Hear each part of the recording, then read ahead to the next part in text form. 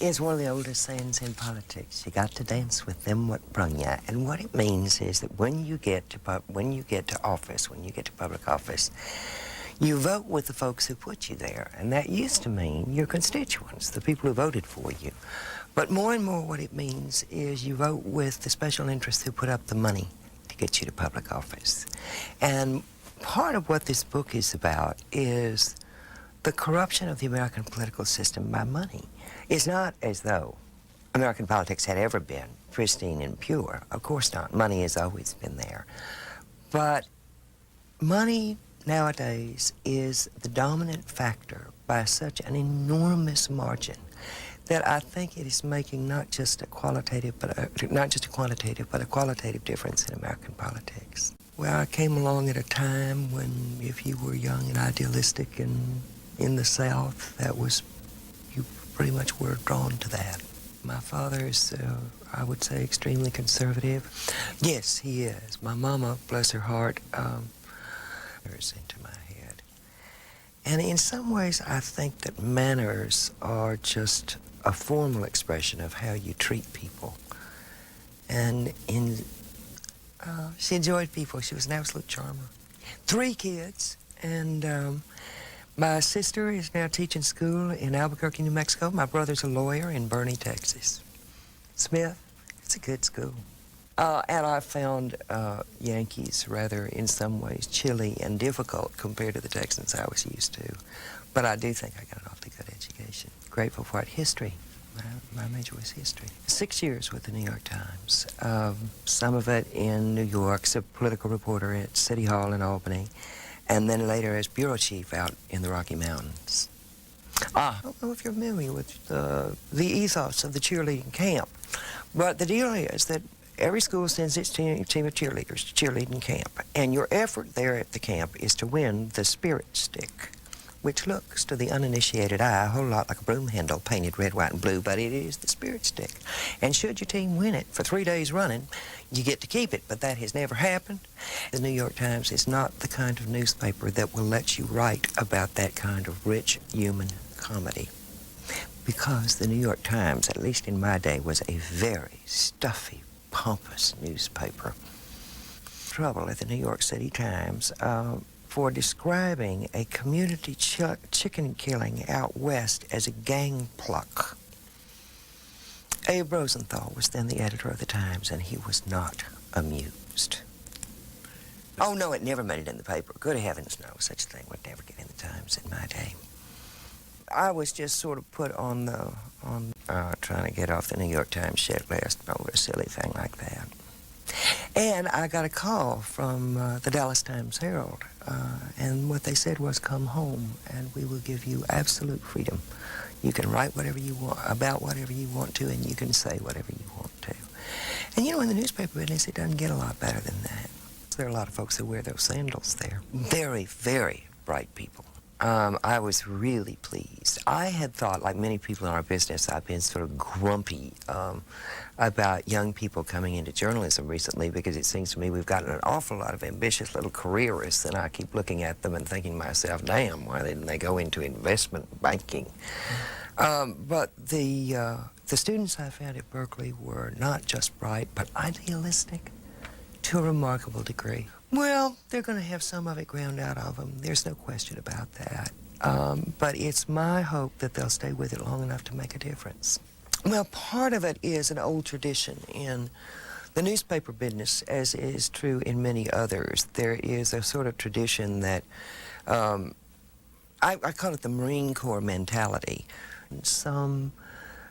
McNamara's book, in which he essentially apologized for Vietnam and admitted that it was a terrible mistake, had just come out. And what interested me was the reaction. There were an extraordinary number of people who sort of refused to accept McNamara's apology. And I am of the Vietnam generation. It was a war I oppose very strongly. It's one of the most horrible events in the entire history of this nation. To accept and recognize McNamara's finally, painfully having come to the realization of not only having been wrong, but the terrible cost of having been that wrong. Robert Strange McNamara, that middle name was always telling, I thought. I thought it was brave of him and right of him to have written that book, and that he deserves to be commended for it. I think that Vietnam was a terribly destructive episode. When the country got dragged into Vietnam, I think it dragged a lot of people into despair and cynicism and nihilism because it was just so stupid. Yeah. Don't lie. A lot.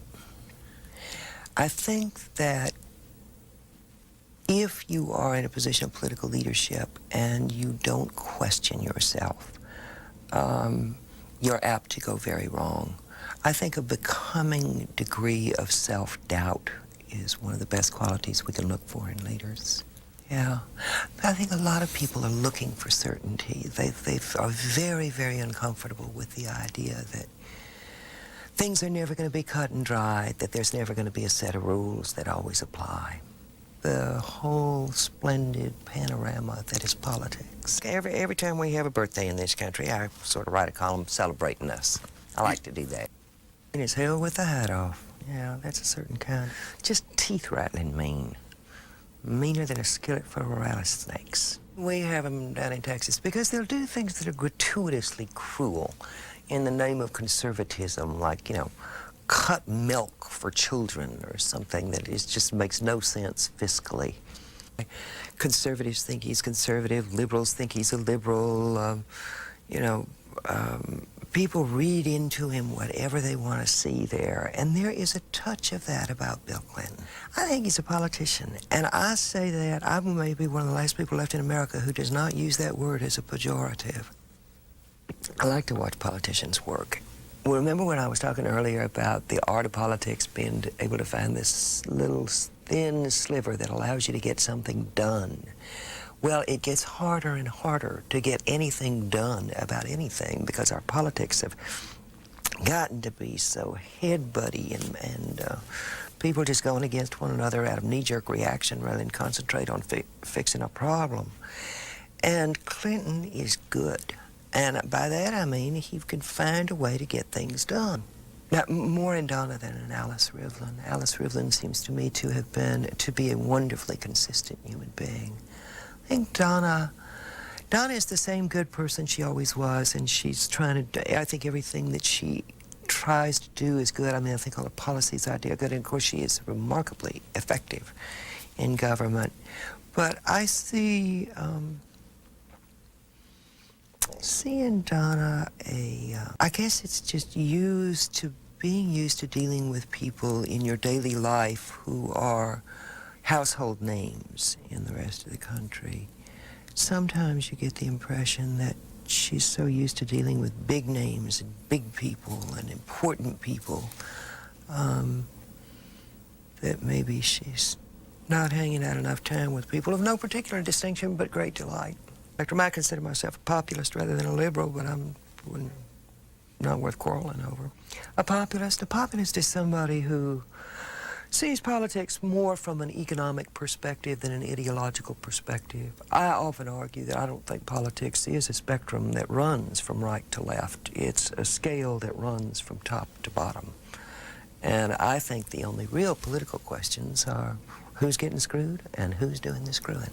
Texas. I mean, that's where the movement first came, out of that thin, stony soil in the central hill country of Texas. And for years, we had wonderful populist representatives, Wright Patman in Congress, and Sam Rayburn, Ralph Yarborough in the Senate.